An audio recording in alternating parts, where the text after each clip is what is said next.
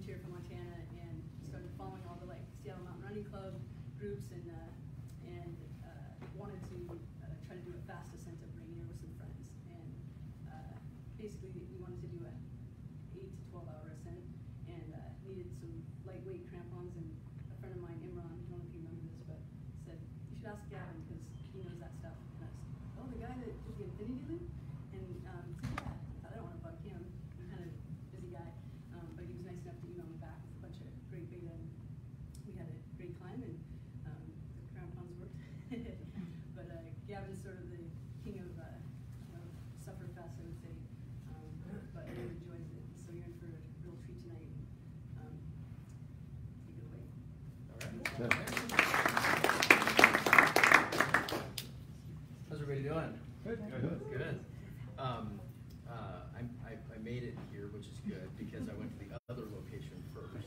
Which is funny because my last race was Barkley, which is known for its navigational challenges, and I did well on the navigation.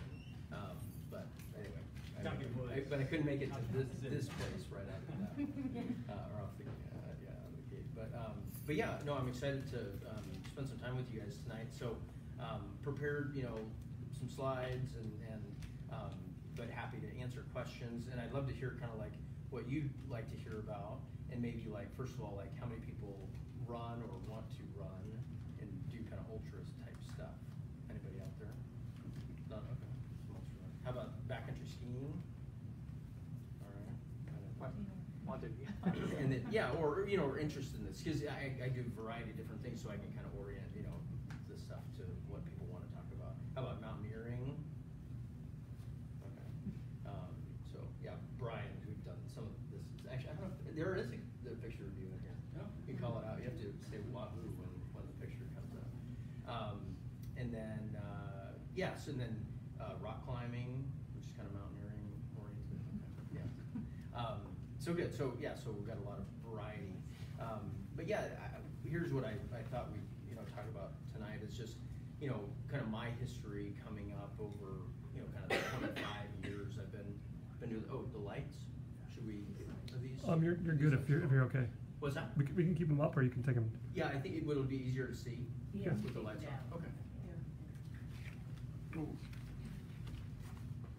There we go. Is that better? Yeah. All right. And here's some of the kind of the big races that I can talk about. I mean, Mandie had mentioned the Rainier Infinity Loop. Talk about that. Tour de Gents. I don't know if anybody knows that race.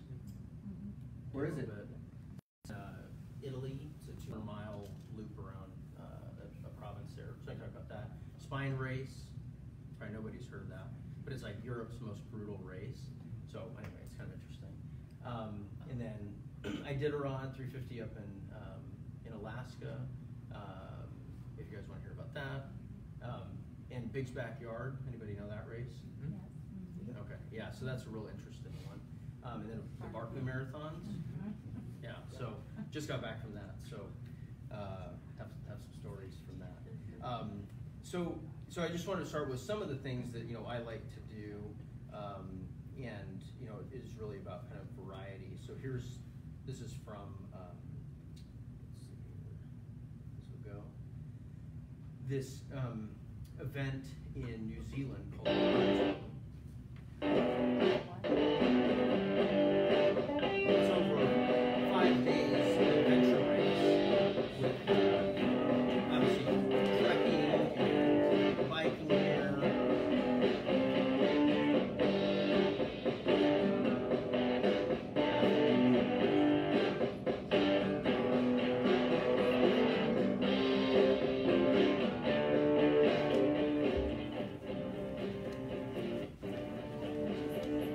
It's in New Zealand called God Zone. The South Island? South Island, yeah, starts out of Queenstown, and then does, probably covered like 300 and something miles, big rappels and just heinous bushwhacking. And so, anyway, that was a cool kind of adventure to put kind of all these skills that I learned over the years together. So that was, very far from home, halfway around the world. And then this next one is, from something just right down the road, a couple hours away. And so this is, anybody know the Tatoosh Range in Mount Rainier? So if you're up on like the near snowfield and you look out and you see all those mountains, that's the Tatoosh, and there are 12 named peaks. And so people have done it in the past over kind of like 3 or 4 days. They kind of have to go through because there's climbing and scrambling and just kind of hiking. The different peaks have different kind of levels of technicality. But anyway, my friend and I went out there a year and a half ago or 2 years, and we did it in 12 hours. So it's pretty cool. So just really lightweight gear, there's some running crampons, ice axes. There's some climbing. We just did it. It was low 5th class stuff. So we had ropes, harness, everything. We just did it in our running shoes. And you can see the range back there is just absolutely gorgeous. You'll see Rainier here. Sorry, the video's kind of choppy. And this is going up maybe, I forget. Anyway, it's an awesome range, and again, it's just like right in our backyard practically. So that's what I wanted to highlight here is like we've got all kinds of cool adventures all over the place. And again, more bushwhacking seems to be a theme of mine. Yeah, bushwhacking. Yeah. And then this is Lane Peak. Got a little offer out there, but it was cool because then we ran along the Wonderland Trail back to the start to make it kind of a complete loop. And that's kind of also what I really like is kind of aesthetic routes that have kind of you start and finish, and like and it's not in here, but like one time I ran from my house. We live in Lakemont near kind of Cougar Mountain, and I ran from just out of my backyard, ran through Cougar and then Squawk, and then did the full all the 6 summits of Tiger, and then ran back for like 70-ish miles. So that was a pretty cool little kind of backyard adventure. So yeah, so there's some some fun little videos there. So now let's see if this will go. But here's where I started with many American flags. So I grew up in Central California and got into Boy Scouts. And my first big thing as kind of before I made Eagle Scout was we did a 50-mile backpacking trip and it finished at the top of Mount Whitney, which is actually taller than Mount Rainier. It's the tallest mountain in the continental U.S., 14,500 feet. So this massive backpack that was bigger than I was. But that was my first exposure to just like, Boy Scouts in general was just my exposure to the outdoors, and absolutely loved it. And the John Muir Trail, which is kind of a theme of mine. Do you guys know the John Muir Trail? Anybody? It's 223 miles, goes basically from Yosemite Valley to Mount Whitney, and so it's a pretty cool place. But before the JMT, I had more fun on the JMT. I was in the Army, went to West Point, was commissioned as an infantry officer, and then had a number of platoons in Italy, where I was stationed in Vicenza, right by Venice. And then the Iraq War started. We parachuted in, put 1,000 troops in northern Iraq, and then set up shop in Kirkland.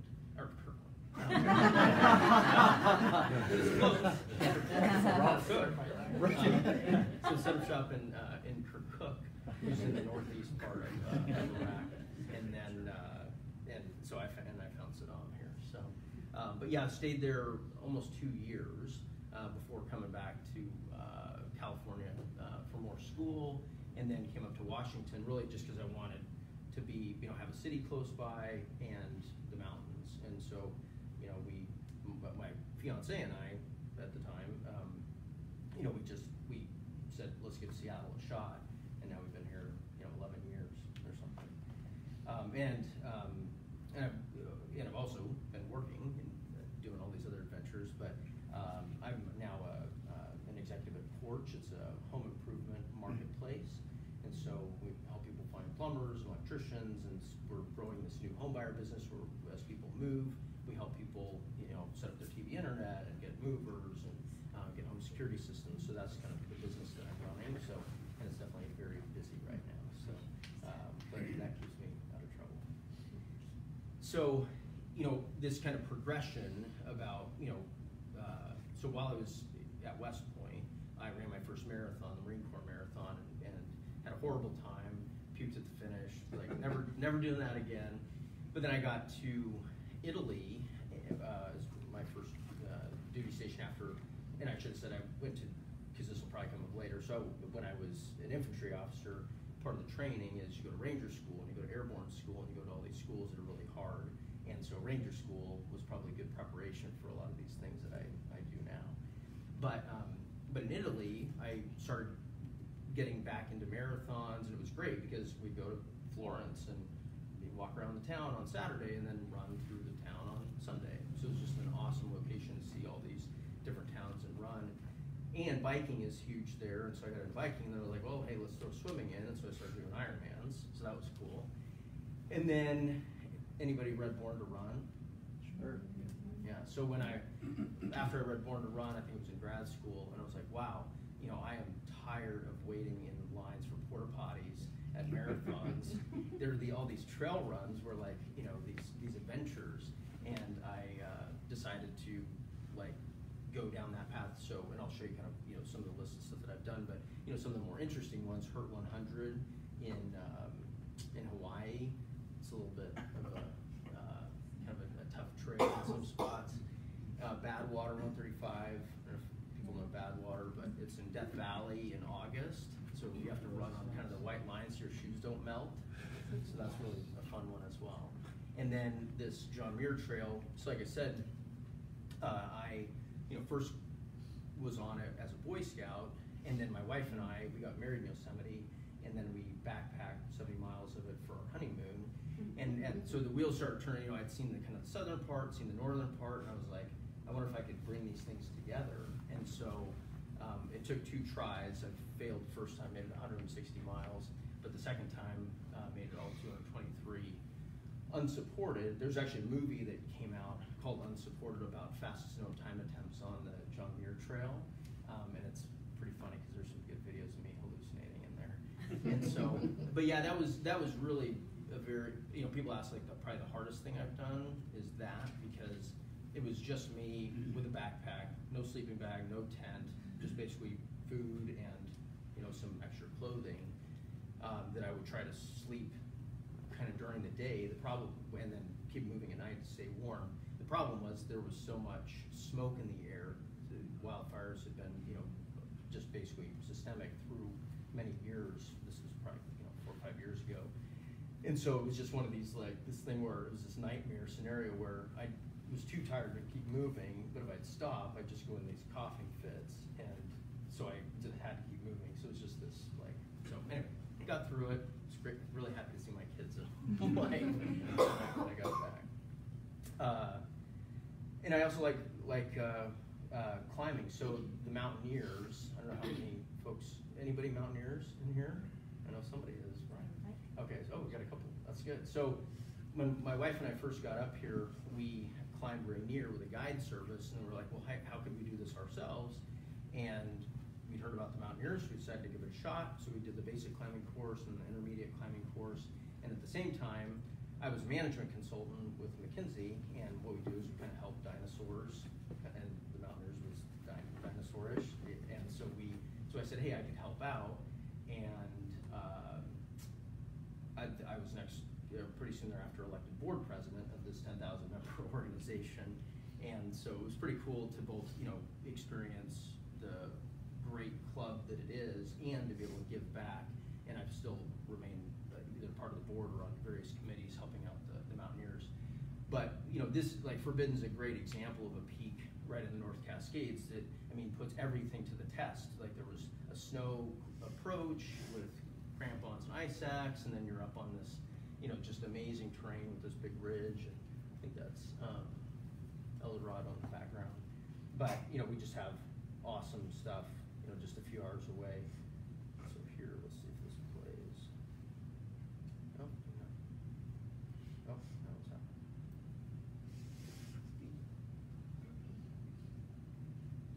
Anybody climb Forbidden? No? Okay. Maybe we climb the East Ridge? Yes. There's no sound on this one. No cool music.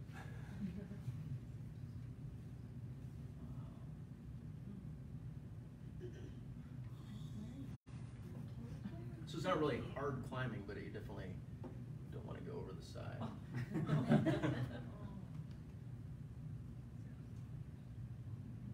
Yeah, so you just wind along that ridge there. It's just a super aesthetic route, and then you do this big loop and come down the West Ridge. So yeah, so I like rock climbing, and let's see what else we got here. Yeah, didn't say wahoo. There you go. Yeah, so this is Brian actually right here. So he's skiing the Fear Finger, which is super cool. It's actually the shortest route to get up to the summit on Rainier, but that was a really cool day. Made it to the top and down in one piece off Fear Finger, and and Rainier has been just an awesome playground. So both skiing and then this was a climb of a little ridge.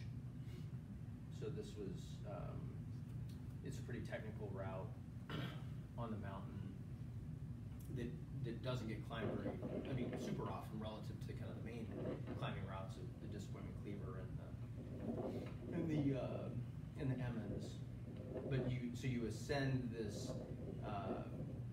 rocky ridge, this cleaver, and then you get up on this big exposed snow/ice. We were expecting, you normally have to pitch out and actually ice climb 2 pitches around this birch rim, but in this case it was like 13 pitches that we pitched out just because it was super icy and like 70-mile-an-hour winds up at the top. We actually had to crawl across to the summit because it was just so freaking windy we couldn't stand up. So that was pretty exciting. What was that ridge called? It's called Liberty Ridge. Yeah, it's a good one. And the other challenge about it is you will typically climb it up and over, so it's a carryover. So you have to carry all your your stove and all your camping gear essentially, over with you. So it's climbing on that stuff, with the loaded pack, which makes it more challenging. So let's see. Yeah, kind of One-way one-way street. deal. Yeah. So I'm super lucky, and that probably the best decision I ever made was to marry the girl who sat behind me in freshman history of high school. So yeah, we didn't date in high school, but Sarah did sit behind me and made fun of me. And but then later on, we got back together, and now we've had lots of adventures. So we proposed to her on Kilimanjaro. She doesn't remember it, but she said yes. And then when we had our daughter, we did a big trip. We just had this kind of, we've been at the mindset like we, want to explore places with our kids, and we took our daughter when she was, I think, 5 months old to Patagonia and did a big 40-mile backpacking trip. I carried all of our gear, and Sarah carried her, and we had a great time down there. And then this last year on Mount St. Helens, which is just right here, and then Sun Mountain 50K, so lots of fun stuff to explore together. And then here, love my kids. So my daughter's 6 years old, my son's 4, and trying to expose them to not just like, in fact, we don't run with them. I mean, kids just run. People always ask me, like, oh, do you have your kids like out doing trail runs? Like, no, they're just playing. And so we're just trying to expose them to lots of different stuff. And I've also been getting into hunting. That's my newest game. I like new things. That's kind of another theme. Like I like just like being a newbie is fun because as you learn something, your growth is like this. When you get to be really good, like it's really hard to be any better. So I just like to learn new stuff, and I like new gear. So I got a bow. So I talked about kind of the some of my progression, but I won't hit all these points. But I talked about Marine Corps being a rough time. But then, so that was back in '97, and then, literally 11 years later, it took me to run my first 50K. And then this Rainier Triple Threat, that was probably the big game changer for me. I don't know if anybody heard of the Rainier Triple Threat? Probably not. So, because it was just this, that's what I like to do, just these super low-key things. So, 2 friends, and they were both serious ultra runners. One was a North Face sponsored ultra on the North Face team. We started in Kirkland, or no, where did we start? Oh, we were in Ballard, and we biked to Paradise, and then we, to Rainier, and then we climbed the DC route, descended, and then we ran the 93-mile Wonderland Trail. So that was pretty, and so it was neat because I'd never run more than, I guess, 50 miles. I'd run the Grand Canyon, which is awesome, by the way, like total bucket list, doing rim to rim to rim. I've done it 3 times now. It's phenomenal. But that was my longest run up to that point. But I'd done the biking, I'd climbed Rainier probably 3 or 4 times by that point. And so, putting all these things together was like, wow, I can do this, and I'm not fast, but like I can kind of keep going. So that was the big eye opener for me. And since then, it's just been kind of progression after progression with, my first real 100-miler, and then I got into Western States. Most people probably have heard of Western States, kind of the granddaddy of hundreds. And so got in there the first year I applied, which was super lucky because now it's pretty much impossible to get in. And then, I also got into UTMB. It's this run around Mont Blanc, which is hard to get into. And then this was then my first step up to really big stuff was 200 miles at Pigtails, which is there's a 10-mile loop around a chain link fence. It's around a lake, but it's surrounded by a chain link fence, and you can't see the lake. So you just basically see the chain link fence for 10 miles. And so you go one direction and then the other. And so, all this other stuff has been very like adventure runs and in the mountains. And next thing, then when I go to do this, it's like chain link fence. But turns out that mental challenge is also something that I appreciate, and we'll get into later on even more loopy stuff. So, and then you talked about some of these other things, my John Muir Trail. When I finally finished it in 4 days, and it was cool because I ran Bigfoot 200 as a training run for that, and ended up winning it, which was not deliberate. And then we'll talk about Rainier Infinity Loop here. Arrowhead 135. It's kind of the winter version of Badwater. So Badwater is in the summer super hot, and Arrowhead is in Minnesota in January, and it's actually colder than Alaska just generally. And so went up there and you pull a sled. I'll show you some other pictures from ITI, but that's also fun because you have to carry 40 pounds of survival gear because you're out there pretty much by yourself. And then last year was pretty big, and it kind of ended with this big backyard thing, which we'll talk about. It's kind of fun. So I didn't finish technically because there's only one person that finishes, but I kind of got third place, I guess. And then at Barkley this year, well, I'll get to that later. What else this year? This year? Gosh, can I just Okay, I wouldn't know. what I've done? No, I've got a few things. Where was Iditarod? It's in Alaska. No. Where was that? What year? Oh, that was last year. Last year? Yeah, it's just this one right there. Oh, there you go. Yeah, just a little.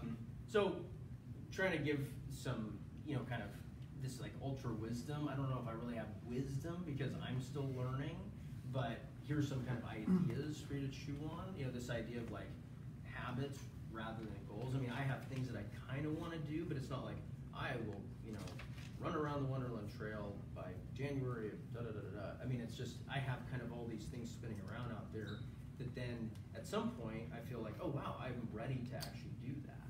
And so, so I have kind of, like ideas, but it's more of the habits. And so, and I'll go through some of my kind of training stats because I'm kind of a data junkie. But, it just shows kind of consistency over time. I think that's what matters. And I also, my mindset is everything's training. Just like if you're really sucking one day, it's like, oh, now I know how this feels, and so the next time it won't feel quite as bad. And so some of my training this year was, I went to Ecuador, got to do this cool climbing trip, climbed the third and second highest peaks in Ecuador. That's Cayambe on the left and Cotopaxi on the right, which is super awesome. It's perfect, just what you think of when you think of volcano, kind of like Mount Hood, but down in Ecuador. And then, so that was a good training, way away. And then right in our backyard, so who's climbing cable line on Tiger Mountain? A few people. Yeah, so it's 2,000 feet from the parking lot to the top. And so for training for Barkley, I did it 15 times in about 24 hours. So just up and down, up and down, up and down. So it was good. It was, over, it's 30,000 feet, a little bit more. And it was hard. It was challenging, just the mental energy to, see people who were out there having a good time during the day and knowing that I was going to be out there for a lot longer. But it was awesome just that it's literally like, 15 minutes from my house, and I love that. And then what was even cooler was the next weekend after that happened, we dumped a little bit more snow, and so I went and skied off the top of it. So that was awesome. The first 500 feet were awesome, the next 500 were not so much. I heard this quote, maybe people in the business world probably heard Jim Collins, Good to Great, and I was listening to a podcast, and this quote really resonated with me, because people were like, oh, you must run every single day. I was like, I don't, and especially after these big things, like I'm happy to just like totally chill and do something else, but I try to do a little bit of something all the time, and I always like my car is a roving, or it's just basically like a gear locker.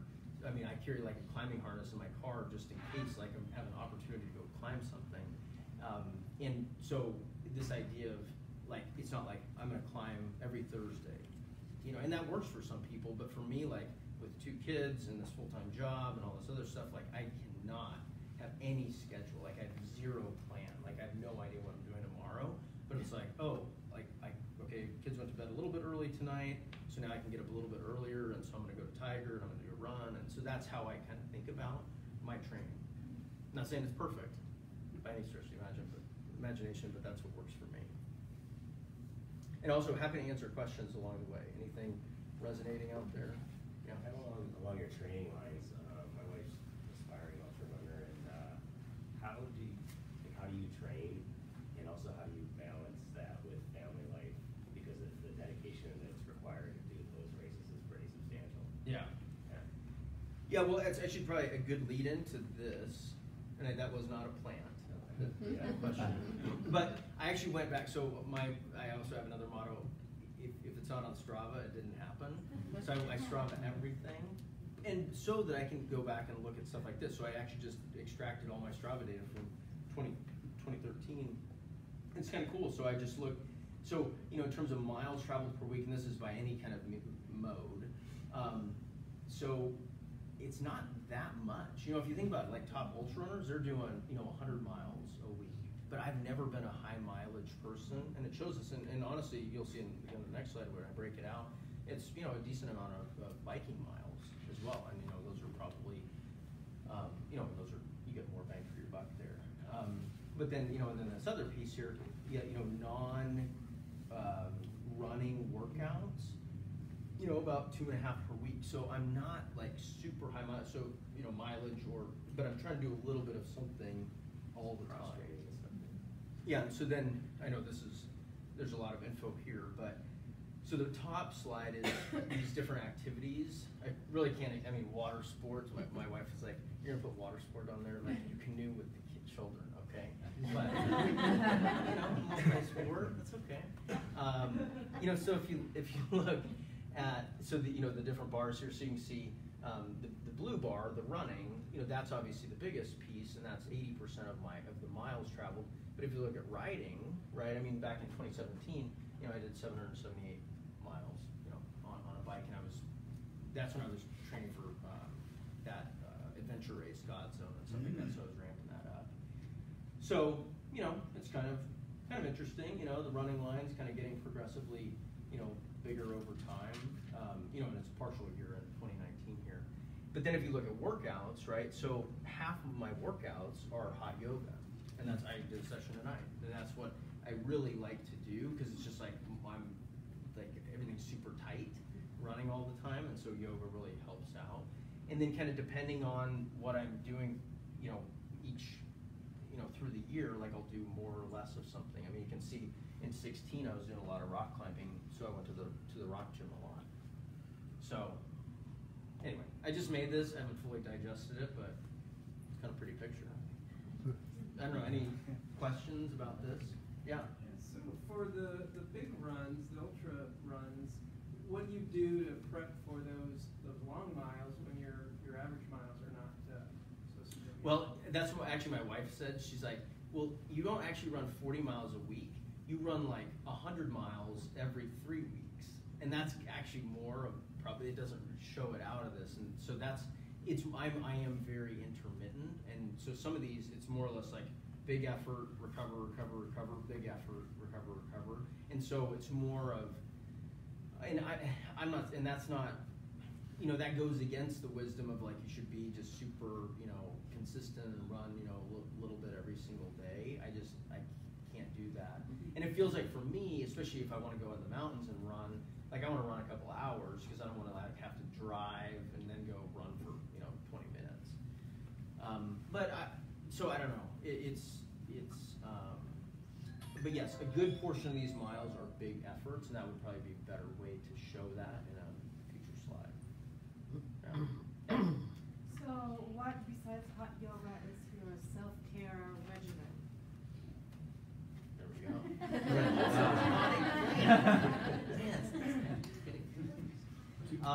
So yeah, so this is kind of a little bit of what I do. Yeah, so I talked about how yoga, and then let's say these other before I want to talk about PT, and then strength training. This is just going to the gym and doing just a basic like chest, tri, back, bi, shoulders, legs sort of thing, and then now I'm starting to get back into CrossFit, so that's been good. And then I try to foam roll, but I mean it just sucks. And so, which is why PT has been an increasingly important part of my kind of body maintenance. And so, and I'll talk about before Moab 240, so 240 miles, I literally couldn't run a mile. I injured myself doing something. And honestly, over the years, I've actually been pretty good about not having injuries, but then over the last couple, like, I don't know if it's just because I'm like getting older or something, and the miles are getting longer, but I'm starting to like feel weird stuff all over the place. And so I've started now just going to a PT every single week. Just in 1 week, it's like, oh, my knees kind of hurt, so let's stem that. And okay, now it's my calf over here. Let's learn a new exercise and try to do that. But it's and it's kind of weird because it feels like you go to PT when you're hurt, and when you're not hurt, you don't go to PT. And I'm trying to get out of that paradigm. It's just like, no, this just needs to be like this maintenance thing. And I don't know if we really think about it that way. It's like it's not a binary thing. You're not injured or you're not injured. You're basically, you're trying to prevent things over time with just this, like these maintenance efforts. And like massage is, I mean, a lot of the stuff I do is, it's where they're getting in there and making me, where it would be hard to do with just a foam roller myself, because your body has a natural reaction to, it doesn't want to hurt that much. And so the stuff I really like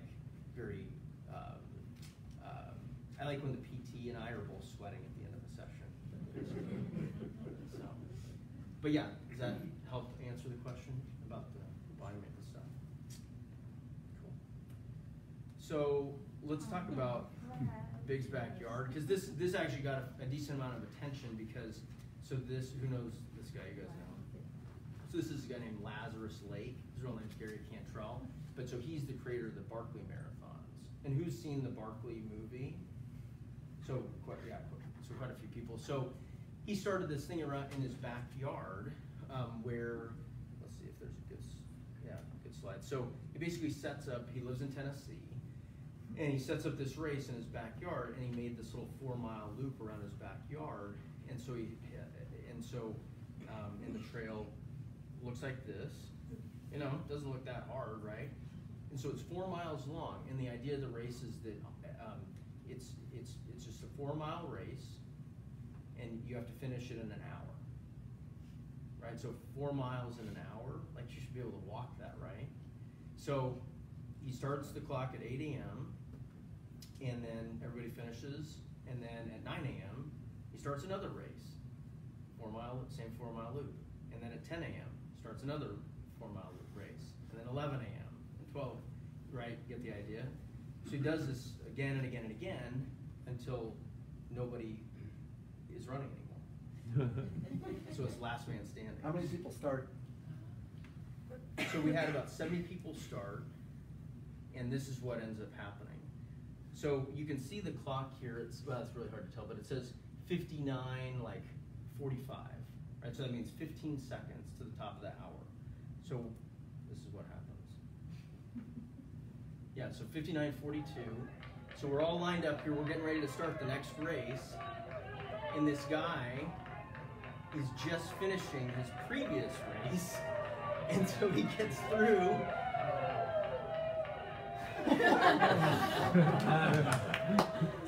And then we start another race.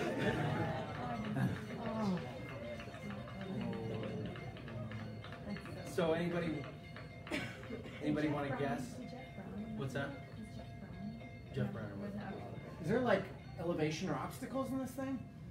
You know, honestly, the trail is more difficult than I thought it would be. I thought it was just going to be this little piece of grass, and it's actually like there's some boulders. You got to kind of, I mean, not like climbing over boulders, but there's some place. I mean, you have to pay attention. It's pretty muddy. Yeah, it rained during the day, and then it got super cold. It froze at night. So, and then there was like it was near Halloween, and then on the backside of the course there was like this haunted house thing where they had chainsaws going, which actually was kind of cool because it was like after a while, it was fun to keep that job. But so any ideas on how long we went? Does anybody know? Well, you did 227. A little longer than that. You did like 270. Okay. Yeah, so I went 270 miles. So so each day in 24-hour period you cover 100 miles. So it was just about 3 days. And so it was interesting because at the yeah, it's a little Is weird. that a 24-hour? What's that? 24 hours. So you know every hour for so in 10 hours that's going to be 40 miles, right? So then over a 24-hour period it's 100 miles. And so what happened is I would typically finish kind of at like the 54 to 56 minute mark.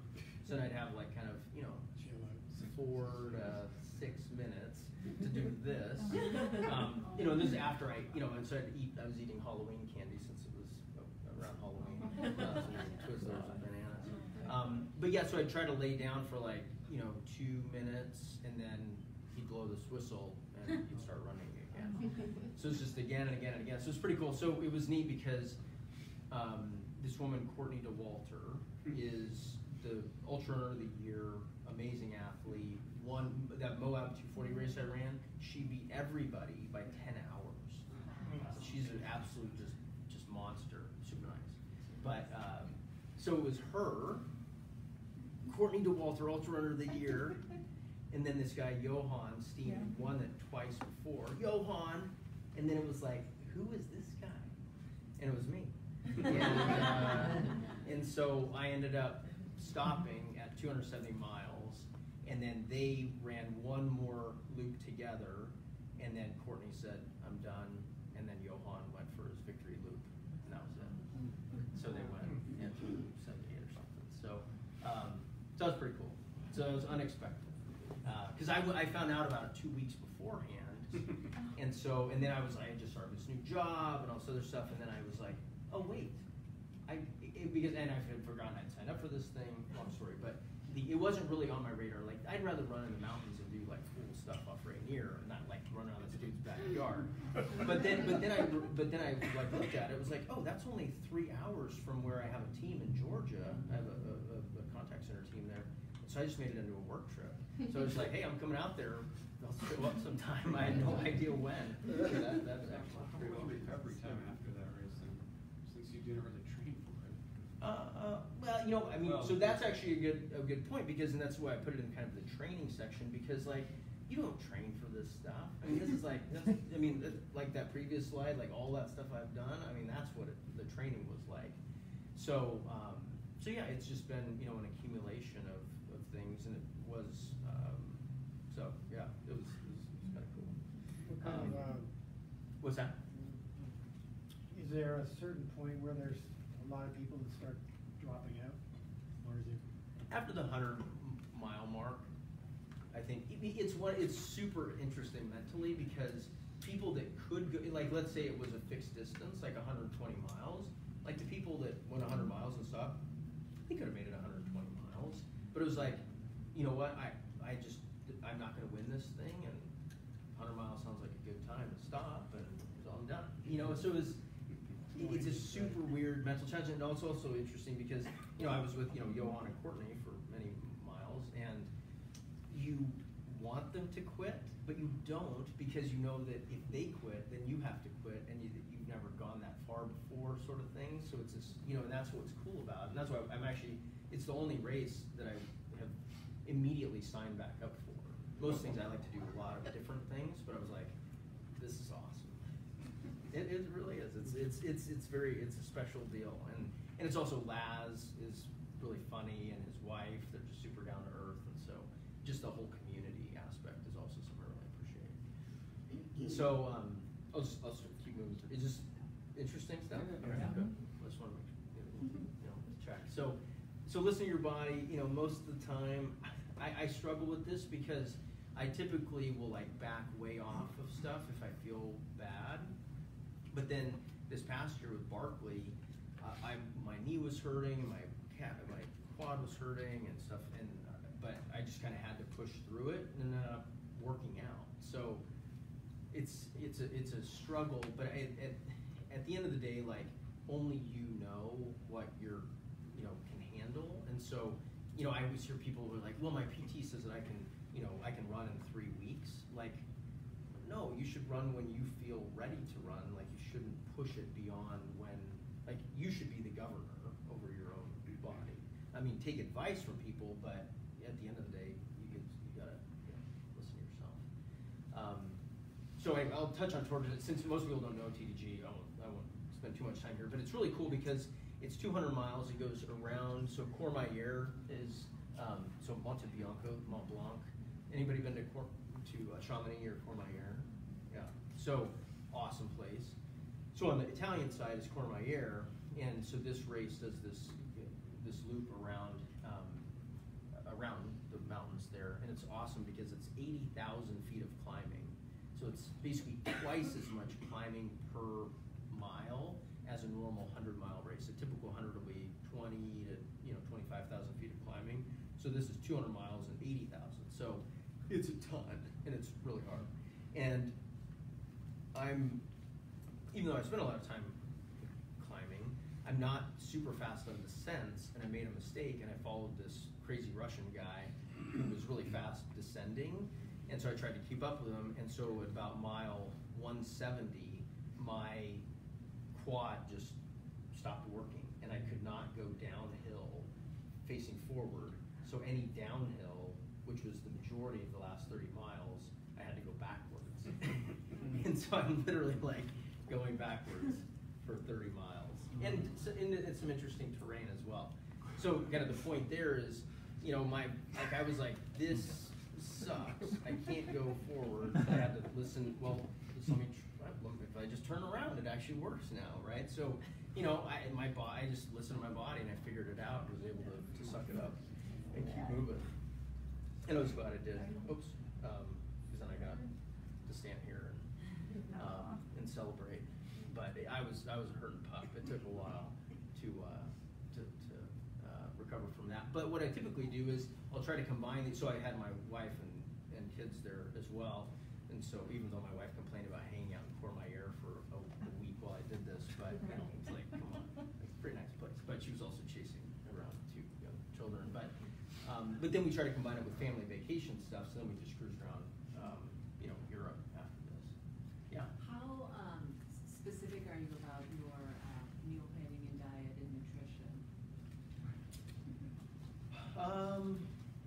We try to eat pretty cleanly, I guess, but I'm not crazy about it. I mean, now going into something like this, I am really deliberate about, how many calories do I need during this certain period, and really being, I have some pretty interesting spreadsheets about, how many calories consumed, and this scoop pack is 100, and this was 120 calories, and da-da-da-da-da. So I'm very deliberate about that stuff, but I also will eat anything. And so it's a function of being in the Army and eating 10,000 MREs over my life. It's just kind of a incinerator. So just give me whatever. And it's interesting as with these races, who's eating a goo out there, right? Is anybody eating so many goos that you don't want to eat another goo, right? And so what you start craving is vegan food, And so, I mean, and it was actually on the triple threat was the first time I got exposed to this, because that thing around Rainier, because here I am, I come from the triathlete world, so I got, all the, high-tech space food, and then we stop at this kind of supermarket on the way, and my buddy, he goes and finds a pork chop, so he's like gnawing on the pork chop, and I'm eating like my Cliff Bar, I'm like, wow, I really like that pork chop. And so now take anything. So yeah, in terms of just like daily stuff, we try to eat, just balanced diet, but we'll eat anything. And then, I used to carbo load and all that stuff before things, but the one thing I do before these big efforts is, one, trying to wean myself off caffeine. I drink a few cups of coffee a day, so like before these big things, like even a couple weeks out, I'll try to kind of reduce my caffeine consumption to just like decaf for a week. Why? Just so I get a little bit extra pop when I do start consuming caffeine during a race. It might just be a placebo effect, but placebo effects are the best effects, right? So there's that, and then I try to kind of overhydrate before with noon or some sort of electrolyte drink. I just feel, again, maybe just it's a placebo thing, but I just feel like it kind of super saturates my body going into one of these things. So just like a couple days ahead of time, I'll just like take half a noon tablet, drop it in a liter of water and just drink that stuff. But it's not, I wish I had like, well, I have the super secret, no. How long did TBT take you? 5 days. Yeah, and it's tricky because it's about 50 miles between kind of, resupply stops. So you got to carry quite a bit of stuff in the mountains, and we had really bad weather, and so it was pretty brutal in some places. And then the reason I want to talk about Moab was, one, it was an awesome, beautiful race, so 240 miles. But this is the one I went into with like, couldn't run a mile ahead of time, but I'd done this like massive PT session. I was going 2 times a week, working through all these things, and then got out there and finished this thing. And so, I don't know, I think, so I really don't know what to think about this. It was just weird that I literally couldn't really run a mile, and then something just, a switch got flipped when I started, and I ended up, just making it happen. My wife was really like, you shouldn't go, it's, and so, but it could have easily just ended in total failure to go out there. So, I don't know what the key takeaway is, except for sometimes you just gotta like give it a shot and see what happens, in a relatively safe environment like this with aid stations and all that other stuff. There's other things where I wouldn't have attempted it like on the John Muir Trail. I mean, there's basically like 3 places to exit the whole 223 miles, and so I would not have done that had it been more iffy. How long has it taken you, or did it take you to kind of dial in what your body needs from a caloric and hydration standpoint, like during these big races? Yeah, I mean, I think I have it pretty well. I try to consume like 150 calories an hour is my, I mean, I used to try to do 300, but it's just, I end up with, a big bag of stuff at the end. I'm like, I'm not going to do this. So you can't, you're not really filling up, you're not really refueling, everything. Yeah. But I'll try to then eat like bigger meals, like and that's the thing with some of these, like at Moab, there'll be aid stations along the way where you can get a hamburger or get pizza or get an omelet in the morning. And so, you're eating kind of everything. And so, with those, but like that's normally with these longer ones, like a normal 100-miler, you'll have, kind of the normal trail food that's not super high. I mean, you're not like eating a real meal. Sometimes they do, but yes, I don't know, that wasn't probably a good answer to your question, but it's one key thing is some people will like, I'm not going to eat in training, so then when I get into the race, then I'll feel much better because I'm eating something. And I think it's like just as important to train to eat, because like you just like inhale a hamburger and now go try to run. Like you need to train yourself to do that. Yeah. Right. So I guess it's taken some years to do that, but now I can do that. Let's see what we got here. 1 I'll just touch on this. The spine race is also cool, just because I've been doing these long miles, but now it's okay. How can I do long adventures, but also in the elements? And so this is cool because it was in northern England along the Pennine Way, so about 270 miles in January when it's just absolutely heinous weather. And I mean, it's made to be during the most brutal time of the year. And so it's kind of weather like this, where it's like that 33 degrees and raining, which is like the worst, right? I'd rather it be like 10 degrees and like really snowing and they can just brush off. But here it was super wet. And so I'll show you a little video here.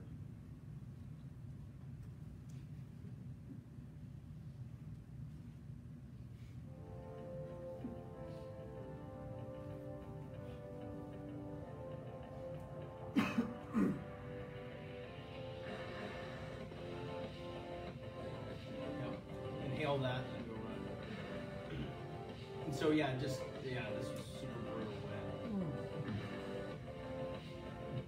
And they actually had to stop the race a couple of times because the conditions were so bad. And then just like walking through water, and then how do you deal with your feet being wet for days on end? And then my buddy didn't like it. Yeah, so goggles were definitely critical to this. This was so windy. So this is an interesting thing about England. The mountains aren't tall there, but just, I mean, it is humbling to be there with how... That's my kind of hydration. What's that? That was my kind of hydration in the last slide. Yeah. Well, Australia, you can also do that during a run. Yeah. Australia. But the so this was another kind of evolution, just to be wet for a week. Like it's super hard. And I was really worried about my feet because you saw we were crossing rivers and then snow and all that, and it's just maybe a function of just having done this for so long. Like I've been lucky, or maybe just trained myself to where I don't really blister up, and my feet were immaculate after this, which was super surprising. So I was happy with that. So anyway, the spine race is really cool, and not people in the U.S. don't know it, which I mean, it's not like there's better times to go to northern England than in the winter, but. What shoes were you wearing for that one? So I know everyone's different. Yeah, it was on an Ultra Lone Peak, the high top version, which are supposed to be waterproof, but I mean they were completely soaked. But I had waterproof socks on, which are kind of interesting. The Europeans use it. I don't see very many people wearing waterproof socks here, but I've started wearing biking here. Like my feet get cold pretty easily, and just wearing these waterproof socks because they're breathable. So the membrane, it's not like wearing a plastic bag over your foot, but they will, even when they get wet, they the water would squish out over time. Yeah, happy to talk here because I have lots of it. So then this was last year, so did the spine in January, and then I went to Alaska, and this is what some of it looks like, which is not super appealing. But this is the Iditarod Trail, which is the trail that the dogs go on, but instead of the dogs pulling a sled, I was pulling the sled. Did you start in Wasilla or Anchorage? We started in Anchorage, yeah. And then we finished up in McGrath. I'll show you a little. So you walking or skiing? Walking. Well, yeah. Hopping. Yeah. Dancing. But you can bike it, ski it, or run it. And so most people bike it on these big fat tire bikes, and it looks so fun. Yeah, when they pass you. Well, it's actually interesting because some years the runners are actually faster than the bikers because the bike, if there's lots of snow, and so then the bikes get, they have to carry all this gear as well, and so sleeping bag, tent, stove, and so those bikes weigh 70 pounds, and so they're slogging along. This year it was we had a decent amount of snow. And so you'd actually try to find where the bikers had been because they kind of tamped down the ground. And so you're like a lot of times by headlamp, you're trying to find the bike tracks as it goes around. Just because that, just like a little bit of, just an inch of compactness makes so much difference as you're moving along. We'll show a little video of what that thing looks like.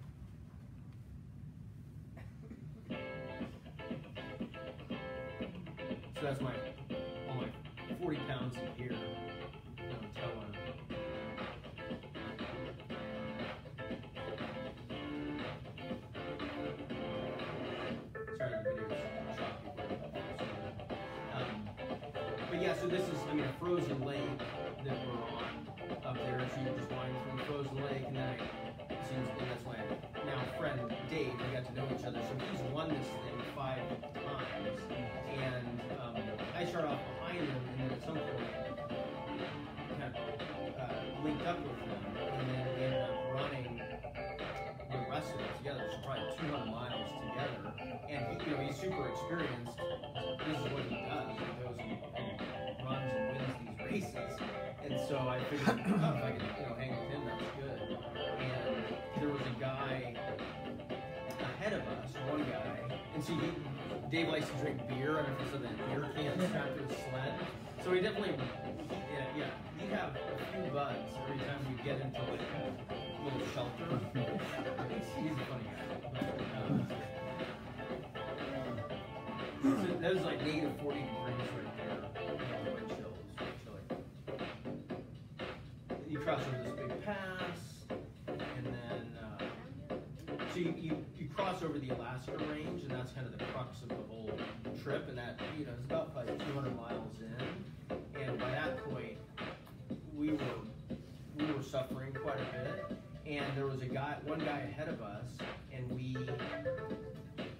got to this last point here at Nikolai, and we had to make a decision. Do we try to like not sleep and chase this guy down, or do we just, you know, sleep for 2 hours, get, you know, feel and eat and get refreshed, and then make our way? And that's what we ended up doing.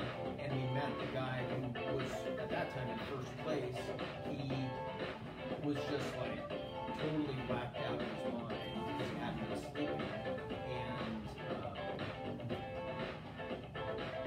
we tried to get him to come with us. We tried to get him to sleep, and he just kind of, you know, was just hanging out on the trail like right there. And so he said, "Okay, you know, we're gonna keep moving," and so we did, and then we ended up winning, doing joint run this thing. So this is kind of cool, as you can see how long this thing is.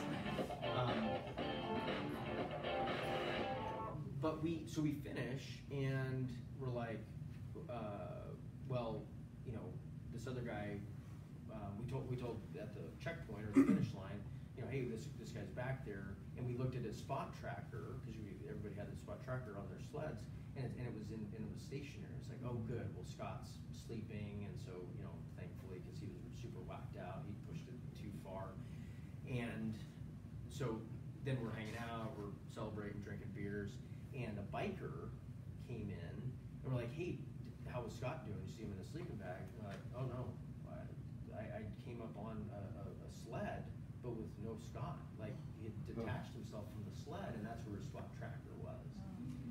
And we're like, whoa, that's really not good. And so we mobilized a rescue party, essentially. And this thing is graduate level stuff. Like, there's no support, there's no gear requirements. You could just go out there with nothing. So this is like, hey, you're out there on your own pretty much, but we ended up getting some snow wheels together and found him, and he'd spent all night basically in this like half dream state, kind of walking through the snow, and luckily that kept him warm enough. It was like, you know, 10 degrees that night or whatever, and so we ended up okay, no frostbite or anything, but it was super scary because, you know, he pushed so hard, and, you know, so it was eye-opening for me because, you know, I've pushed pretty, you know, hard as well, and so it's like, how do you know that edge? And so it was, you know, it was eye-opening. I'm glad Scott's okay. So it was, you know, like we were happy to have, you know, won and finished this thing, but also it was like, you know, this stuff is no joke. So. Do you feel like you pushed past the line, like where you don't remember some of the things? I mean, I feel, yeah, I felt like we made good decisions as far as like when we were gonna rest. So, but honestly, at Biggs, like the backyard thing, I remember the first 100 miles and the last 20 miles. That middle 150, like, nope, no idea. It was just because it was so monotonous, and you know, so that was, and I was kind of whacked out because I was getting, you know, a minute of sleep but I'm probably better than the average person at just dealing with lack of sleep, and that probably was just years, being in the Army and stuff like that. So anyway, yeah, I don't have a good good answer for that one either.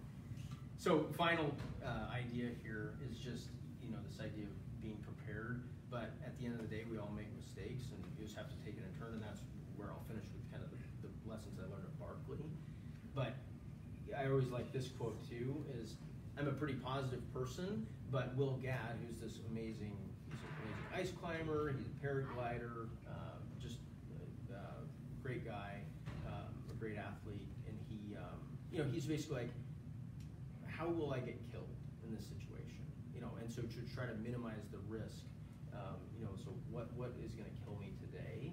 And so I kind of like that not to be negative, but just to be like aware of what are the risks.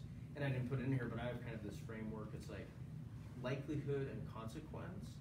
So it's like, what's the likelihood that if I trip right now, I'm gonna fall? Like probably, very little. And what's the consequence? Well, it's nothing. I just land around. But if there's a 5,000-foot cliff right here, well, this might be easy, so very low likelihood, but the consequence is huge. So that's how I kind of assess these situations, like, and even in business, that's what I literally have a conversation today with my team. It's like, what's the likelihood that this is going to happen? But if it does, what's going to happen? So that's another little food for thought thing. So I'll touch on this pretty quickly because Mandie, this is how she first got exposed to this Mount Rainier Infinity Loop. And so I won't go through all this, but Chad Kellogg was really the inspiration. He was a well-known climber, a local climber that's done speed records on Rainier and also speed attempts on Everest.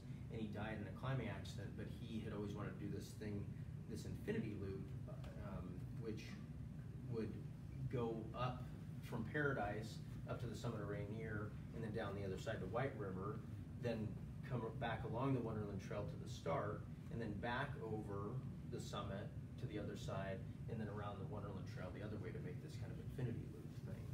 And so one day, this dude and I set out. And so if you average his length of hair with mine, you still have really long hair. So this guy Ross and he and his wife have done some amazing stuff, these really long through hike adventure stuff, things, and so it was fun to spend time with him. He's a great person. So I climbed Rainier at this point probably a dozen times, but going with very lightweight gear because we didn't want to sacrifice anything here. We have a rope, we have crampons, ice axe, all that stuff because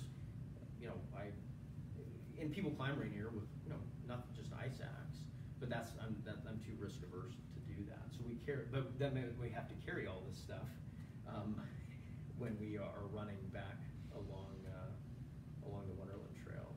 So there's a little Tahoma, trying to take a little nap. So this is kind of cool because this is all all the stuff we took. It all squeezed in this backpack here. So axe, a little tiny sleeping pad that if I get in the fetal position, I can get my shoulder and then hip on. And then it's cool because we were just way up there at the top. So that was, and then also choosing footwear that we could both climb snow in that was stiff enough to take a cramp on, but also that we could run 93 miles in was pretty cool. So any questions about Infinity Loop? It's a big deal, but it was just it was also a good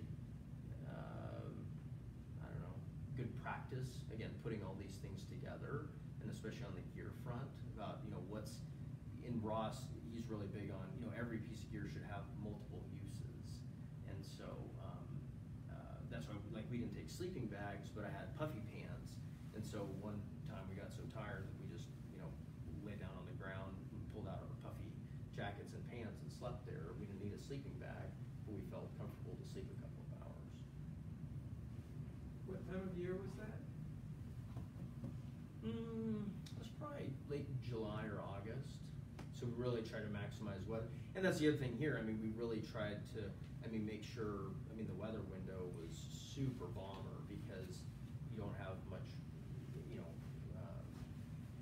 room for error when it comes to weather. I mean, we felt like, you know, if it got bad, we could sustain ourselves, you know, but, you know, I was just reading a story about, you know, these Boy Scouts were on Mount Hood, but back in the day, and they just pushed it too far, and so very kind of fair weather traveler, and so that's why it's been interesting. I mean, like, people have all these stories about being in the epic stuff, and I'm like, why did you go out when it was crappy weather? Just like, wait till it's really good weather, you know? So, and that's, I guess, the other thing about being multi-sport. It's like, hey, we want to go ice climbing. Well, there's no ice, so let's go skiing instead. You know, so so I can always do something based upon what conditions are present at the time. So I don't have to feel forced to, like, I am going to ski powder today if it's high avalanche danger. So, yeah, that kind of helped. Oh, and I know I was going to say, and that's why doing some of these things now, like the spine race, like a forcing function to be in bad weather, to know I will have to deal with these really bad conditions, like that's for me been the next evolution. So then finally, Barkley. So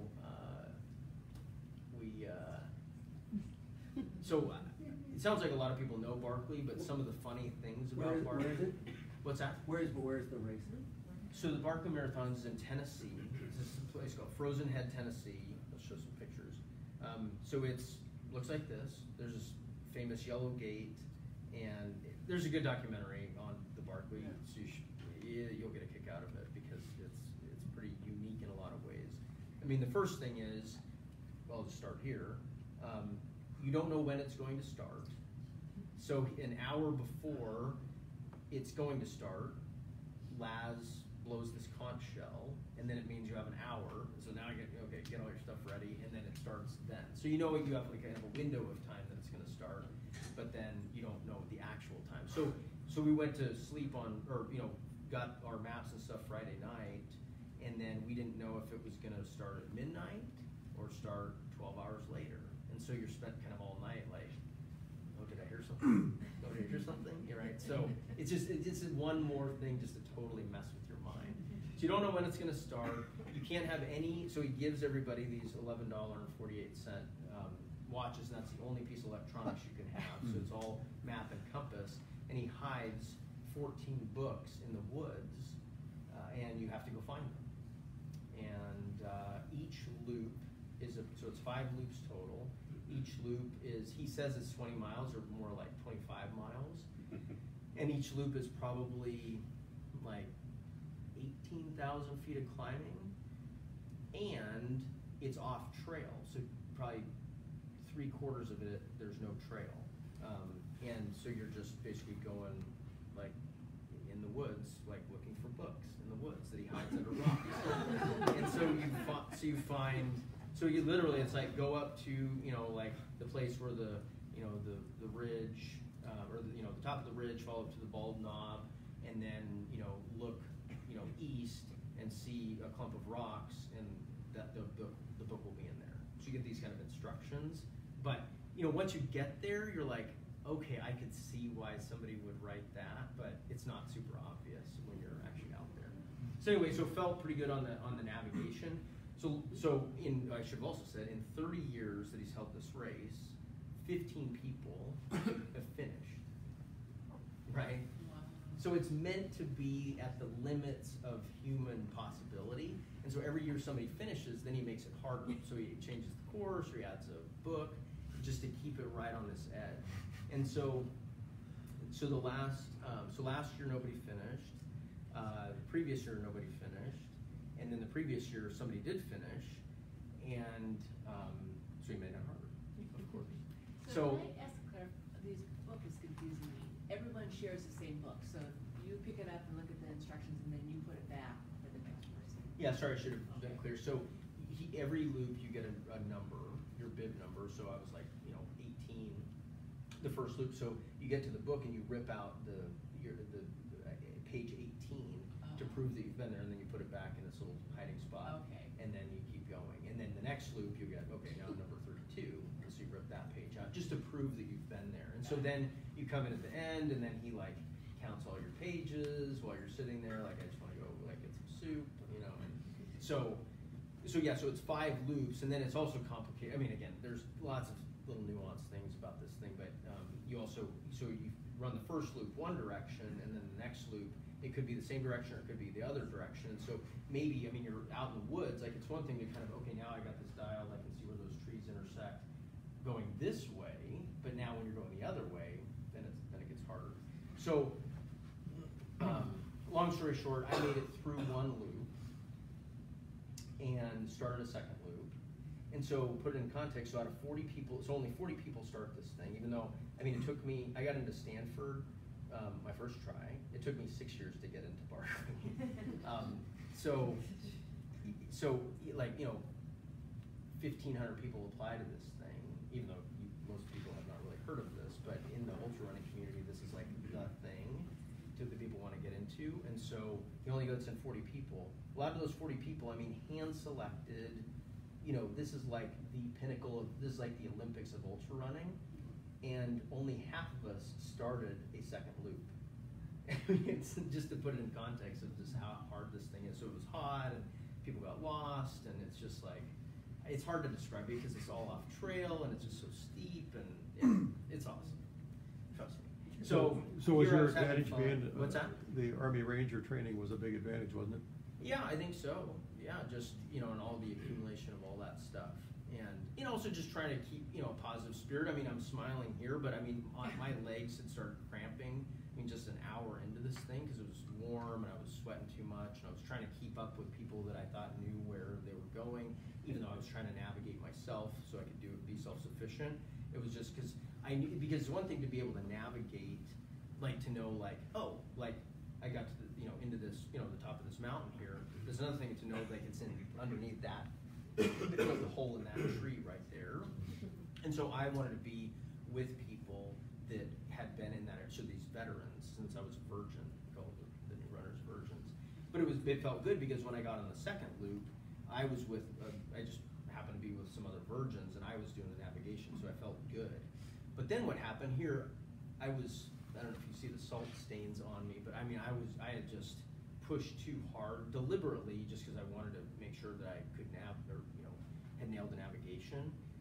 And it was just cramping, like my legs would just lock up, and I kind of worked my way back through and hydrated enough to start the second loop. But I'd been so hot, even though I knew weather was coming in later in the day or that night, I was like, well, I'm going to be so hot as I'm moving, you know, climbing, so I'm going to take my lightweight rain gear and my light gloves and things like, you know, just my light gear. And then it was just dumped on us. Buckets of rain, started sleeting on us, or the wind was howling, and basically got close to hypothermic. And so I pulled the cord like 4 books in. And so I made a rookie mistake. You know, that's why I said you got to kind of, and I took it with good spirit. Like maybe had I you know, not experienced this, maybe the next time I go out on something, I'd get complacent and take, you know, like just try to go too light.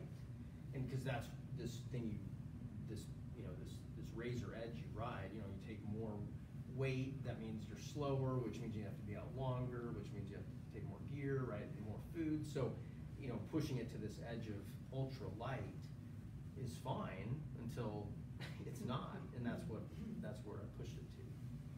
Yeah. That's been my question is, so like you're 4 books in, how do you get out? You have to just go back from once you came, or do they have like, how? Yeah. Oh, there's no support. I mean, it's So you know, knowing the map of, so it's within Frozen Head State Park, which is bordered on most sides, or the, you know, kind of 4 sides by roads, but and then it has trails that weave through it. So I knew that from this point forward, like going to book 4, it took me probably an hour and a half to get back. Had I gone to book 5, I was super committed. It probably would have taken another like 6 or 7 hours to get back. And so I could have made it to that next one. So I mean, in hindsight, it was like, that was a good decision, because like, well, I could have pushed to that next book, but then, I mean, I was trying to take my backpack off my hand. I mean, it took me 5 minutes just trying to take my backpack off because my hands were just like, you know, like, oh, I can't, you know, get this thing off. It's not great fun when it's pouring rain and sleeting on you. So I just made a safety call, and you know, and then when you saw the people who were, you know, had then finished that loop, you know, they're like full ski gloves and like they're a super bomber 3.5 layer Gore-Tex. I'm like, that's what I should have taken. So yeah, lesson learned. I mean, but at the end of the day, like I had such a great experience, and my wife in that pink jacket, and then my sister in this pink jacket, and then Laz. It's a super neat, you know, tight community. Nobody's allowed in there except for runners and their crews. So it's not. It just has a very family feel to it. It's really cool. Yeah. So did anyone finish and had like I know there was a woman in the lead earlier, but I didn't finish like following the race. So Yeah. what happened? Nobody got close to finishing. Yeah. So what happened was, the guy who won 2 years ago or finished, John Kelly, he stopped after his second loop just because it was terrible, and he was like, "Why? I'm not going to finish. I'm not going to make all 5 loops." And so because there was a course change, and so it sounds like it was harder. You know, for me it was all new, but it was like a harder course this year, and so so the way it works is, right, you have 60 hours to finish 5 loops, and you can finish a fun run, which is 3 loops in 40 hours, but in order to keep going, yeah, it's called fun run. But in order to start your 4th loop, if you want to go for all 5, you have to start under 36 hours, which means, so 5 loops, 60 hours, that's 12 hours a loop. Well, if you did 12 hours a loop, that's fine, but you know, it's one thing to do it in the day, but then at night, and then you're tired. So you basically, the guys like John, the guys who have finished, they're doing like 8-hour loops, the first one, and then over time those, you know, they get longer and longer. What happened this year was 2 guys started their 4th loop with 1 minute to go. So 35 hours and 59 minutes to start. So they basically had zero hope of finishing, but hey, kudos to them for going. Well, the 2 guys, one was this champion adventure racer guy from New Zealand, and the second one, this guy named Carl, he just set the Appalachian Trail speed record, took 4 days off the Appalachian AT speed record. Out of 40 days, 10%. Think about this, he took it down 10%, not like 10 minutes, like 10% of the time he took off the AT. I mean, this guy's a monster, super nice guy. I slept right next to him in his tent. But he started on his 4th loop. He got to the first book, went for the second book. He'd just been there 12 hours before, couldn't find it, spent 2 hours looking for it, came back. So, you know, sleep deprived, is at night, you know, he's going in a different direction. So, that was awesome. Was it the year that John won? Wasn't there almost 2 finishers? Yeah. And the guy was like 10 minutes. It was like 10 minutes after the cutoff or something. It was like a kind of tragic. Yeah, so Gary Robbins, yeah, he's attempted 3 years and had a really heartbreaking one. I mean, like finished over in 6 seconds. 6 seconds over, about 60 hours, 6 seconds over. That's good. Turns out there's a little bit of a thing where he was, even though there's no course, like there's no marked trails, like there's no ribbon that says go this way, there actually is a course, and so if you're not on the course, then you get disqualified. So he had missed a turn and was supposed to come in this certain direction and ended up going way around, and so he would have been disqualified even if he'd come in on time. So it's another little funny nuance of the race, that there's no course, but if you're off it, you're disqualified. Yeah, that's a good one. Highly recommend the documentary and Gary's thing because it's pretty cool. So yeah, I'd like to finish with the recap. So build habits, listen to your body most time, to be prepared. So yeah, questions? What are you using to track your progress on multi-day races? Are you using an app? Yeah, Strava. Just using Strava? Yeah, so